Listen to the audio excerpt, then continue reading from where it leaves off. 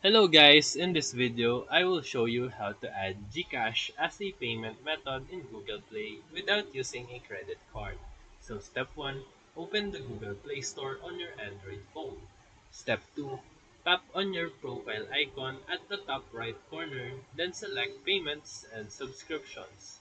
Step 3, tap Payment Methods, then choose Add GCash.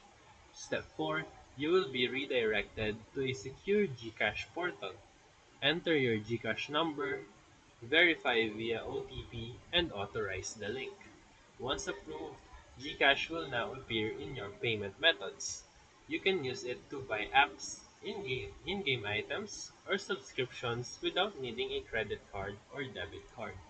Step 6. To confirm that it is working, try purchasing a low-cost app or item. And that's it. Your Gcash is now fully linked to your Google Play.